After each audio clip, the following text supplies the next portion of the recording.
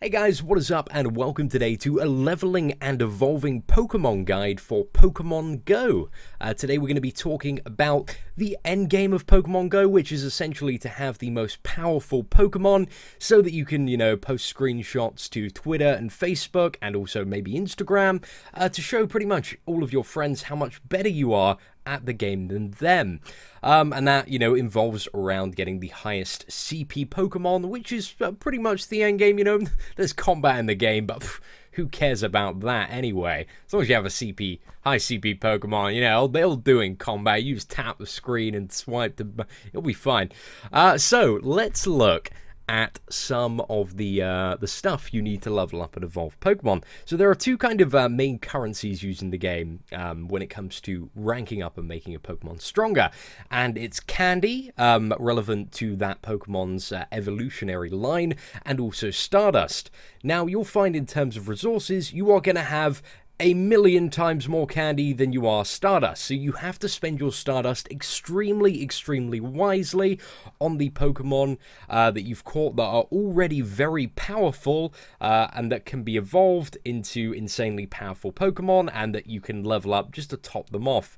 As you can see, I've done this with my Lapras and Arcanine and also my Eevee. I've poured pretty much most of my Stardust into the Lapras and Arcanine because as you get to these top tier levels, as you can see, ranking up just one rank becomes very, very expensive.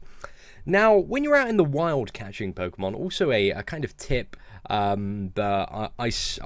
tip and a mistake, I believe, that I see quite often is people, if they catch like a fully evolved Pokemon, pour a lot of Stardust into actually leveling that Pokemon up, and that can be a real drain on your resources. So we're just going to go to, I want to show an example of this.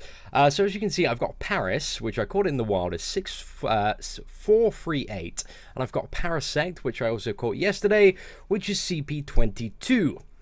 Now, if I evolve that Paris, which I can do shortly with the amount of candy, it is going to be an incredible level. It's probably going to go up to at least 1,000 CP, and if I were to level the Parasect, I would be using, I would assume probably between 50,000 to 100,000 Stardust to actually get it to that level of CP 1,000. Paris candies are quite common, so as you can see, this is a direct scenario of where you do not want to use Stardust to level. You want to catch the baseline evolutionary Pokemon and wait until you've caught enough of that Pokemon to just instantly evolve it into a badass and viable Pokemon that you can do combat with. So that's pretty much the aim of the game. It isn't necessarily to catch the largest evolutionary line, because 9 out of 10 times when you catch the largest evolutionary line, it's actually not going to be that great in comparison to like the 50 other common ones that you're going to find. You'll often find that you get common ones that just outrank it, because as you level up through the game, you're going to get common ones and the base evolutionary line that are very, very strong and that you can, evolve with the candy quite easily because you're just going to be catching so many. Again, there are some rare scenarios, like, for example, if I was to catch a Charizard, I still haven't stumbled across Charizard or any Charmanders apart from my first starter one, so that's probably something I would consider just for bragging rights, which is essentially what this game is all about, investing quite a bit of Stardust into. But let's also look at what is known as the tier list for Pokemon Go. So this tier list is entirely based on the amount of combat power that you get when you level up that Pokemon. So this is kind of the average CP level. So when you level up a Lapras, you're going to get 43, and this is kind of like the S tier one. So these are generally regarded as the most powerful Pokemon in the game. And while a lot of them are either rare or unavailable, there are actually quite a few that are fairly easy to get. So Snorlax and Lapras you can get from 10k eggs. Going down, Arcanine 5k eggs is a good way to get that, and some areas quite commonly have Growlithes. Vaporeon, Eevees are fairly common, and there's also that trick with naming your EVs to, what is it, Sparky. I've totally forgotten the names, but I'll find the guide and put it in the description. But basically, by naming your EV, you can control its evolution, so you can guaranteed get a Vaporeon, and you only need 25 candy, so that's only like it's 8 or 9 EVs to actually get that, so that's pretty achievable for most people. Gyarados, again, 400 Magikarps, a bit of a tall order for people that don't live near the ocean, but if you do, Gyarados is a top tier Pokemon that you want to try and get, and it's also worth investing your Stardust into because it's going to be awesome.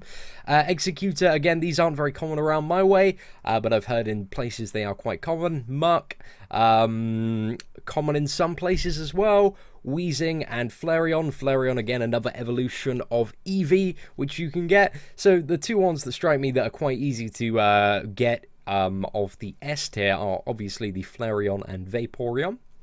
With a few others being, you know, achievable within like a couple of weeks to a month for most people. And then you have the A tier stuff. While this isn't the best, like, it's still pretty good. And if you do get any of these Pokemon or have their base evolutionary lines, it's definitely worth kind of investing a bit into them. But obviously, guys, the S tier takes priority.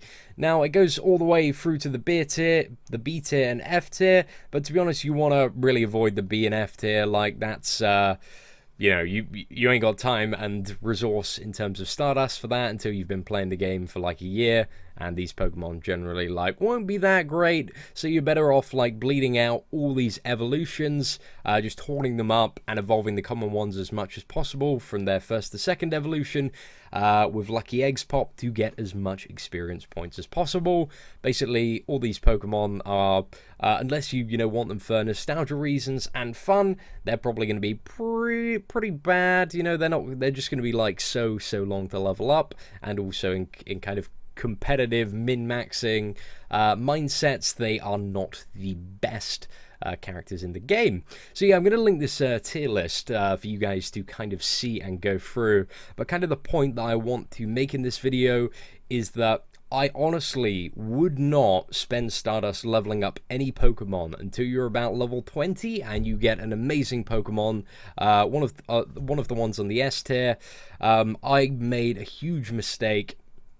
Kind of the second day that I was playing, I caught like a 300 Hypno, which I believe is one with a star, and I spent so much Stardust. So it's this 961 Hypno here with the star next to it. I spent so much Stardust leveling that up.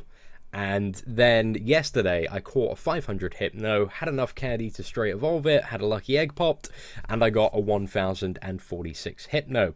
So yeah, I feel like I wasted so much Stardust, and that's kind of the kind of message I want to get across, is wait till you get these insanely badass and rare top tier Pokemon and save and hoard your Stardust for them, because they are going to give you the most bang for your metaphorical buck. Anyway, ladies and gentlemen, thank you for watching. I hope you enjoyed this video and a bit of an insight into leveling and evolving Pokemon in an efficient manner. If you enjoyed the video and would like to see more of it, smash that thumbs up button, and also feel free to subscribe to the channel. There's going to be lots more awesome Pokemon Go content and insights coming, including maybe an adventure tomorrow, bit of an adventure down to the seaside. Gonna try and catch some amazing water Pokemon, but we'll see how that turns out. Anyway, guys, thank you for watching. Have an absolutely fantastic day.